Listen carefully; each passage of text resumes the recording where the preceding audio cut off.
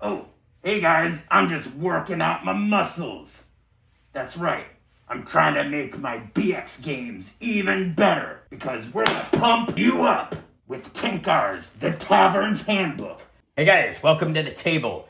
So on today's episode, I'm going to take you through a little bit of the Tavern's Handbook by the almighty Lord and Master of BX itself, Tenkar. I suggest you watch his channel as well if you're a big fan of old school D&D and any of the other retro clones, and especially BX, because that's what he focuses on. And this book here is like all his videos and blogs kind of distilled into this free, which is the best price, free for nothing, guide to a lot of his stuff. And what you're going to like is that there's also in the PDF lots of links to the videos he talks about here.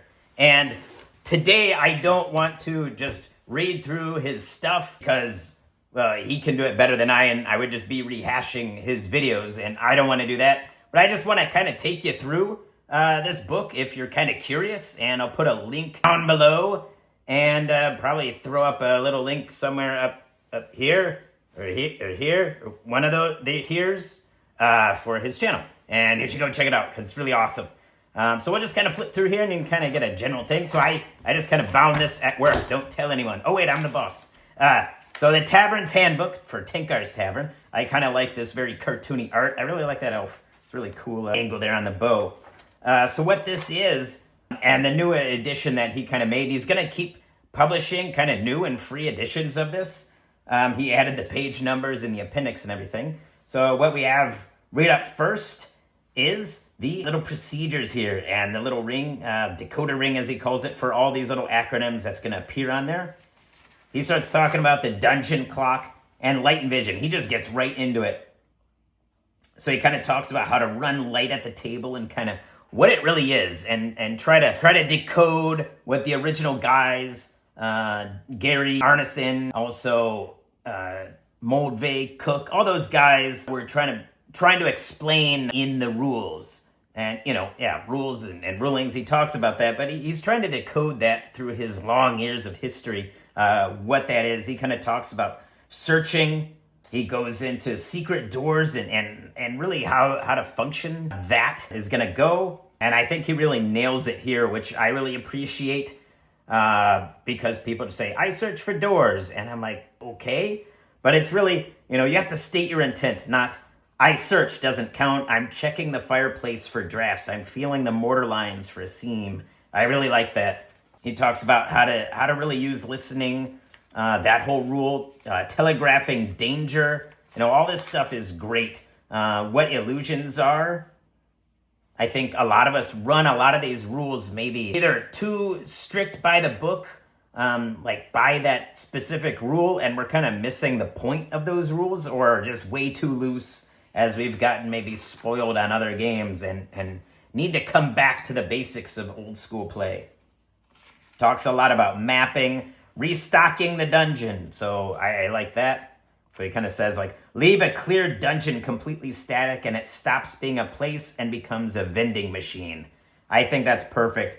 Fully reset it to its original state and the party feels punished for making progress. And he kind of puts it in two simple rules. Empty space gets claimed and survivors learn.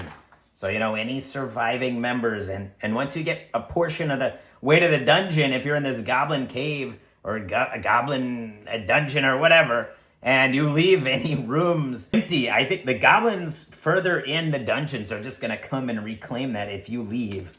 So, you got to kind of keep that in mind. Talks about the foundations and rules philosophy of the core game, and the procedure right there: roll less, describe more. The roll is a fallback state.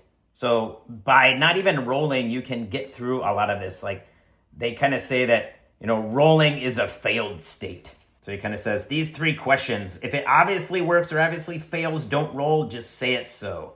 If failure just means try again with no cost, you're not creating tension, you're creating a time sink. Either let it succeed, make it cost something real, or change the situation. I really like those ideas. We don't need to roll. I've gone through several games where we didn't even roll dice because we were just in RP mode, or, things were just smooth. We were just using our brains, right? Once in a while, that actually happens. I really like this too. Gear is your class feature. Because in BX, we don't have a menu character sheet. We don't have a menu of abilities to press, as you say. It's a ledger of what happens when the plans fall apart. The actual engine of play is a conversation between you and the referee, and the equipment list is where most of your real options live. He always comes back to this point that I like when people complain about thieves, is that a first level thieves find trap sits around 10 to 15. That's your desperation roll. Right? If you're kind of checking around and you're using your words to describe the thing, then you should probably find. But if you're not catching it, then the thief can fall back on that chance that maybe the dice can save him if your descriptions and trying to check don't work. No character builds, identity comes from play. That I'm a big one on. Talks about his saving throws, monster placement, reaction rolls. They really form that sandbox, which I like as he's talking about. You can just throw, whatever you want at the players and have that reaction roll determine what's going on. Because as the ref, you don't need to make a story. You don't know where this is going, and that's part of the fun. So you can use that reaction roll table to figure out what's going to happen in this next room. Maybe they're injured and frightened when you appear.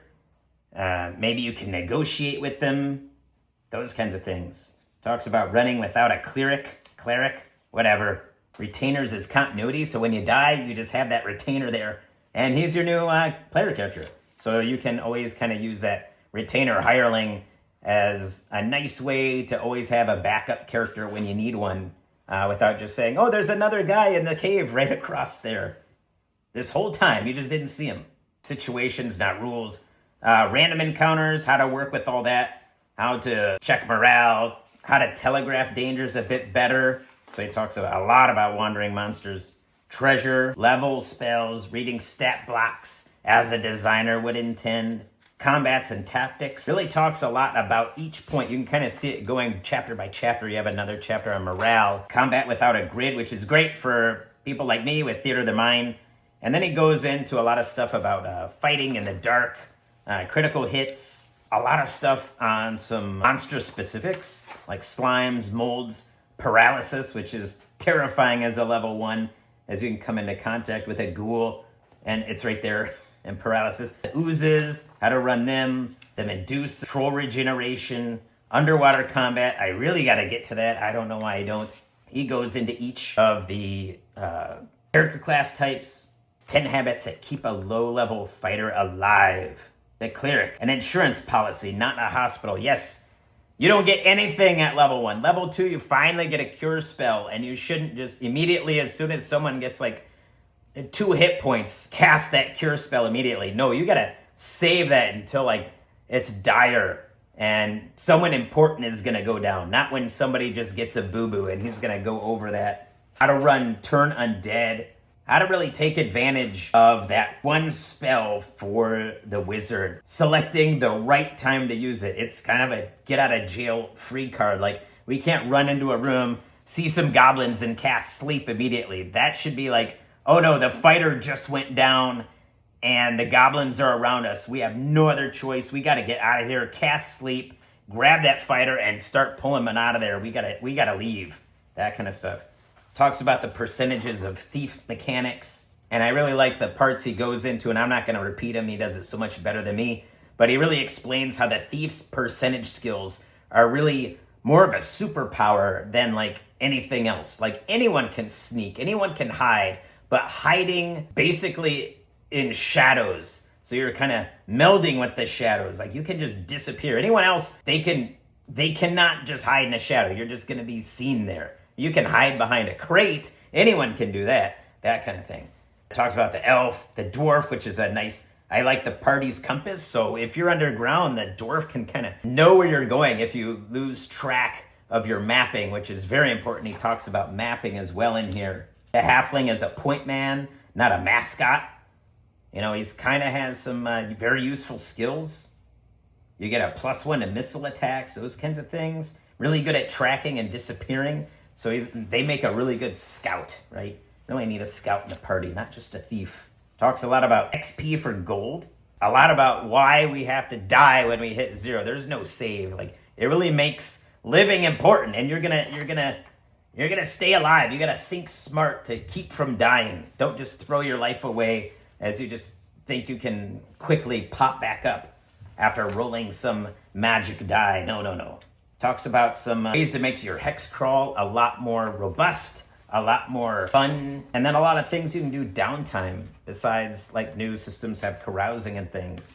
He kind of talks about how to run the town. He talks a lot of these. You have the dungeon loop. You got the town loop. He has a lot of these loop mechanics throughout, turning gold into rumors. That's a interesting new idea you can use. And they're like mundane gear as a living toolkit. A handful of specific tricks worth keeping on index card. Marveled scattered across suspicious flagstones reveal a tilt or a seam with 0 rolls. Dungeons answer honestly because the question was asked correctly. Chalk does double duty, marking a hand-drawn map's doors, so a shifted wall or rotated room becomes visible at before it's fatal. Iron spikes control a door in both directions, driven in to seal a room shut or driven in behind the party to keep an escape route from sealing them. Steel mirror deflects gaze attacks outright and checks for a blind spot. I really like the creative uses of gear. That's always a big plus in my book. I'm always trying to push the GM and try to use whatever I have on my person or what's in the room as something I can use to deflect any danger or any threats away from me. Then the so important surviving levels 1 through 3. So that low-level BX play is closer to survival burglary. I love that. Than heroic fantasy. And the sooner a table internalizes that, the fewer character sheets get rolled up. The goal at this level isn't to clear the dungeon, it's to get paid and get out. You don't need to kill every monster. You just need to get a lot of money, get out, get back to town, safely rest, refuel, recuperate, and spend that gold to get more gear, get stronger, and go back in or find somewhere else. Talks about how to redesign dungeons for mid-level play, because really dungeons, as it was in Mold and Basic, is that it's 1 to 3. That's kind of like where those characters should be. But once you're level 4, you should be out exploring the world, and that's what he's kind of talking about here, is how to bring it back to dungeons, but with your higher level characters. So I think that's really useful. How to choose monsters that really threaten a mid-level party. Talks about the oh-so-cursed balance. There is no balance in these games. You're surviving. And then how to play high level without burning out. I can tell you for sure, I suffer that a lot. So I'm trying to improve on that. Because really, I don't know, 1 through 5 is a nice sweet spot, right? Once you start getting higher, things just, I don't know, you start getting bored a lot. And then a whole bunch of advice on prep and ruling. Handling disagreement without stalling the table. Changing a rule mid-session. This is not your therapy circle. Yes, we're here to play games. How to make something when you have nothing and there's like 10 minutes before the game. Environment first, not encounter first. Telegraphing. How to build encounters as a scene, not a fair fight. A 30-second NPC, 60-second monster layer, 5-minute dungeons. How to run cults and factions. How to work on backstories and other things like that. So this is really great. He's got a nice index of all those terms. So yeah, I don't want to go too much into it because I really think you should check out his channel. Download this free book. Go through it yourself. I'm not going to give you all that advice because I would just be reading his words. And you came here to listen to my stupid stuff. See you next week. Later.